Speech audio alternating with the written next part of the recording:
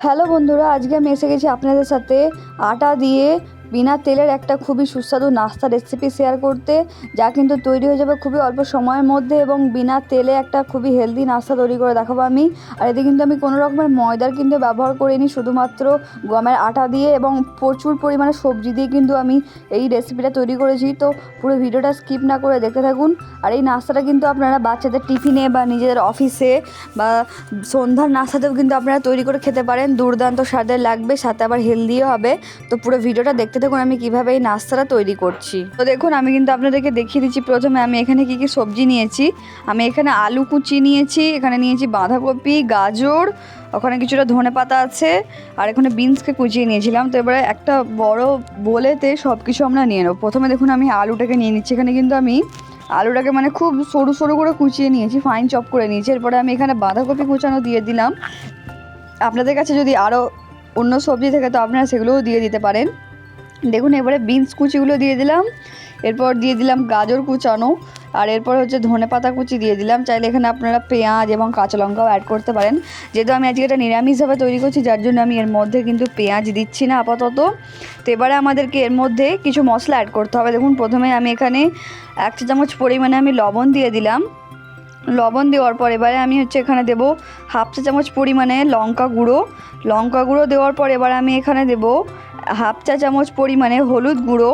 এবার হলুদ গুঁড়োটা দেওয়ার পর এবারে আমি একটু প্রথমে চামচের সাহায্যে সব উপকরণগুলোকে খুব ভালোভাবে মিশিয়ে নেব একসাথে। এরপর দেখুন আমি এর মধ্যে দিয়ে দেবো 1 চা চামচ পরিমাণে, একটু অল্প পরিমাণে চাট মশলাটা বেশি দেওয়ার প্রয়োজন নেই, আপনারা অল্প দেবেন থাকলে। দেখুন এবারে চাট মশলাটা দেওয়ার পর খুব ভালোভাবে আমাদেরকে সব মশলাগুলোর সাথে যে আমরা সবজিগুলো নিয়েছিলাম উপকরণগুলোকে আমাদেরকে মিক্স করতে হবে। তো তার আগে আমি এখানে 1/2 চা চামচ পরিমাণে আমি গোলমরিচের গুঁড়ো দিয়ে দিলাম। গোলমরিচ গুঁড়ো দিলে কিন্তু এর যে স্বাদটা আছে দ্বিগুণ হয়ে যায়। এরপর দেখুন আমি এর মধ্যে ভাজা ধনে গুঁড়ো এবং জিরে গুঁড়ো দিয়ে দিলাম। এখানে আপনারা চাইলে ধনে জিরে গুঁড়োটা কাঁচাও নিতে পারেন, ওটা অপশনাল। দেখুন এবারে আমি যে সব মশলাগুলোর সাথে সবজিগুলোকে খুব ভালোভাবে মিশিয়ে নেবো, যেহেতু লবণটা আমি এখনই দিয়ে দিয়েছি, যার জন্য নাহলে মিশিয়ে নিতে হবে, নাহলে কিন্তু দেখবেন সব সবজিতে লবণ পৌঁছাবে না। দেখুন খুব ভালোভাবে এই কাজটা আপনারা যদি হাতে করে করেন দেখবেন, তাহলে কিন্তু আরও ভালোভাবে কাজটা হবে।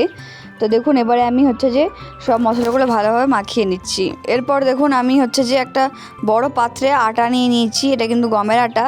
এরপর দেখুন আমি এর মধ্যে অল্প অল্প করে জল দিয়ে একটা চামচের সাহায্যে ব্যাটার তৈরি করে নেবো। আপনারা চাইলে এখানে ব্লেন্ডারের সাহায্যে যে হ্যান্ড বিটারগুলো হয় ওইগুলোর সাহায্যেও মিক্স করে নিতে পারেন। দেখুন অল্প অল্প করে জল দিচ্ছি, একই রুল, একবারে পুরো জল দিয়ে দেবেন না, অল্প অল্প করে জল দিয়ে আপনাদের যেমন কনসিস্টেন্সি প্রয়োজন আপনারা সেরকম কনসিস্টেন্সিটা করে নেবেন। দেখুন অল্প অল্প করে জল দিচ্ছি, দিয়ে খুব ভালোভাবে আটাটাকে মিশিয়ে নিচ্ছি। এর মধ্যে কিন্তু আমি আটা ছাড়া কোনো ময়দা বা চালের গুঁড়ি এসব কিছু কিন্তু অ্যাড করিনি আমি। দেখুন এরকম একটা বেশি পাতলাও নয় আর বেশি গাঢ়ও নয়, এরকম একটা পেস্ট আপনারা তৈরি করে নেবেন। দেখতেই পাচ্ছেন এরপরে আমাদেরকে এর মধ্যে আমি যে মশলাগুলো আমরা দিয়ে রেখেছিলাম সেগুলো আমি সব অ্যাড করে দেবো। যে সবজিগুলো আমরা রেখেছিলাম আমি অ্যাড করে দিচ্ছি একেবারেই। দেখুন সবজিগুলো দেওয়ার পর এবারে আমি কিছুটা জল দিয়ে দিলাম। জল দিয়ে খুব ভালোভাবে সব সবজির সাথে আমাদের যে আটাটা আছে খুব ভালোভাবে ফাটিয়ে নিতে হবে। এবারে দেখুন আটা যদি আপনারা আরও বেশি সবজি দিতে চান তো এর মধ্যে আরও সবজি অ্যাড করে নেবেন, নাহলে যদি অল্প দিতে চান তো আমি যেমন হাফ দিয়েছি এখানে সবজিটা। এবারে আমি তারপরের বারটাতে আরেকটু এখান থেকে দিয়ে দিলাম। আপনাদের যেমন প্রয়োজন হবে আপনারা সেই বুঝে দিয়ে দেবেন। দেখুন আমি এবারে এখানে আপনারা যদি বাচ্চারা খায় তো বেশি আপনাদের ঝাল দেওয়ার প্রয়োজন নেই। দেখুন এবারে আমি একটা ফ্রাই প্যান বসিয়ে নিয়েছি। দেখুন সবশেষে কিন্তু আমাদেরকে এর মধ্যে 1 চিমটি পরিমাণে বেকিং সোডা অ্যাড করে দিতে হবে। সোডাটা কিন্তু আপনারা শেষ পর্যায়ে অ্যাড করবেন, কারণ বেকিং সোডা দেওয়ার পর কিন্তু সঙ্গে সঙ্গে আমাদেরকে কাজগুলো করে নিতে হয়, তার জন্য আমি একদম শেষ পর্যায়ে অ্যাড করলাম। এরপরে আমি ফ্রাই প্যানেতে তেল দিয়ে দিচ্ছি। দেখুন আমি অল্প পরিমাণে তেল দিয়েছি, যেহেতু এটা প্রথমে আমাদেরকে একটু তেল দিয়ে দিতে হবে, নাহলে কিন্তু দেখবেন সারফেসের সাথে আটকে যাবে। তো এবারে আমি আটাটাকে ব্যাটারটাকে এবারে এর মধ্যে ছড়িয়ে দিলাম। হচ্ছে যে আপনারা এই টাইমে ফ্লেমটা মিডিয়ামে বা লোয়েতে রাখবেন। এটা কিন্তু ভেতরে যে সবজি আছে যেহেতু, তো সবজিগুলোকে কিন্তু একটু সেদ্ধ হতে দিতে হবে। তো লো ফ্লেমে রেখে আপনারা করবেন। দেখুন আমি এবার এটাকে 3 মিনিট পর খুলে দেখছি, নিচের দিকটা কিন্তু খুব ভালোভাবে হয়ে গেছে।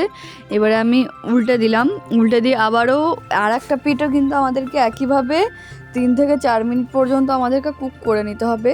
দেখুন আমি আর একটা পিঠো কি সুন্দরভাবে কুক হয়ে গেছে আমার পিঠাগুলোর বা নাস্তা আপনারা যাই বলেন না কেন। আপনারা এই নাস্তাটা মাত্র 15 মিনিটের মধ্যেই তৈরি করে নিতে পারবেন বাড়িতে, তাও আবার কোনো ধরনের মানে বেলাবেলি বা বাটাবাটির ঝামেলা ছাড়াই। শুধুমাত্র ব্যাটারগুলো আপনারা তৈরি করে নিতে পারবেন। দেখুন আমার এটা কিন্তু হয়ে গেছে। যখন আপনারা সেদ্ধ হয়ে যাবে, যখন দেখবেন নাস্তাটা, এরপর হাই ফ্লেমে দিয়ে অল্প লাল করে আপনারা তুলে নেবেন। এটা কিন্তু যদি আপনারা কেচাপের সাথে সার্ভ করেন, খেতে কিন্তু দুর্দান্ত লাগবে। দেখুন আমি কিন্তু আর একটাও দিয়ে দিয়েছিলাম, এটাও আপনাদেরকে খুলে দেখাচ্ছি। 3 মিনিট পরে 3 মিনিট রেখেছিলাম। দেখুন আর আপনারা যখন আর একটা কথা, যখন মানে প্যানেতে ব্যাটারটা দেবেন তখন বেশি মোটা করে দেওয়ার চেষ্টা করবেন না, একটু পাতলা করে দেওয়ার চেষ্টা করবেন। বেশি মোটা হলে কিন্তু খেতে অতটা ভালো লাগবে না, তাই একটু পাতলা পাতলা করে আপনারা দেওয়ার চেষ্টা করবেন। দেখুন এটা আবার 3 মিনিট রেখে দিয়েছিলাম আমি। রেখে দেওয়ার পর দেখুন খুব ভালোভাবে কিন্তু এর দুটো পিঠই সেদ্ধ হয়ে গেছে। এবারে আমি ফ্লেমটা বাড়িয়ে দিয়ে এটাকে এবারে লাল করে নেব। দেখুন কত সুন্দর দেখতে লাগছে। আর যেহেতু এটা আটা দিয়ে তৈরি করছি, তো খুবই হেলদি আর প্রচুর পরিমাণে সবজি আছে কিন্তু এর মধ্যে। বাচ্চাদের জন্য এটা কিন্তু খুবই একটা হেলদি নাস্তা, আপনারা তৈরি করে নিতে পারবেন বাড়িতেই। তো দেখুন এবারে আমি এটাকে উল্টে পাল্টে লাল করে দিচ্ছি। দেখুন আমি কিন্তু আর একটাও একইভাবে দিয়ে দিচ্ছি। আমার কিন্তু এটা দেখানোর উদ্দেশ্যই হচ্ছে যে আপনারা যাতে মানে কোনো স্টেপ ভুল না করে ফেলেন তৈরি করার সময়। যদি স্টেপ ভুল করে দেন তাহলে কিন্তু দেখবেন আপনাদের নাস্তাটাও মানে নষ্ট হবে আর আপনাদের সময়ও নষ্ট হবে। যার জন্য তো সব স্টেপগুলো খুব কেয়ারফুলি দেখবেন, দেখে তারপরে বাড়িতে তৈরি করবেন। দেখুন এইটাও কিন্তু একইভাবে আমি দিয়ে দিলাম। দিয়ে দেওয়ার পর এবারে হচ্ছে যে আমি আবারও 3 মিনিটের জন্য চাপা দিয়ে রেখে দিচ্ছি। দেখুন এই আমার আর একটা পিঠাও কিন্তু রেডি। কত সুন্দরভাবে এই নাস্তাগুলো রেডি হয়ে আসছে আপনারা শুধু দেখুন। কোনো ধরনের বেলাবেলি মাখামাখির ঝামেলা ছাড়াই শুধুমাত্র আপনারা ব্যাটার গুলবেন আর এত টেস্টি আপনাদের নাস্তা কিন্তু তৈরি হয়ে যাবে বাড়িতেই। দেখুন আপনারা যদি ঠিকঠাকভাবে ব্যাটারটা তৈরি করতে পারেন তাহলে কিন্তু দেখবেন এই নাস্তাগুলো কিন্তু ফুলবে, একটু হলেও ফুলবে। দেখুন আমার কিন্তু সব নাস্তা রেডি হয়ে গেছে। এবারে আমি আপনাদেরকে দেখাচ্ছি, ভেতরটাও দেখাবো ছিঁড়ে। শুধু ভেতরটা দেখুন কত হেলদি দেখতে লাগছে আর প্রচুর পরিমাণে কিন্তু এর মধ্যে আপনারা সবজি দেখতে পাবেন। উপর থেকেও কিন্তু সবজিগুলো দেখা যাচ্ছে। তো আপনারা অবশ্যই একবার বাড়িতে এভাবে বাচ্চাদেরকে বানিয়ে খাওয়াবেন, তারা দেখবেন চটপট খেয়ে নেবেন নাস্তাটা। তো পুরো ভিডিওটা দেখার জন্য ধন্যবাদ। পারলে চ্যানেলটাকে সাবস্ক্রাইব করে অবশ্যই পাশে থাকবেন এরকম নিত্য নতুন ভিডিও দেখার জন্য। দেখুন ধন্যবাদ।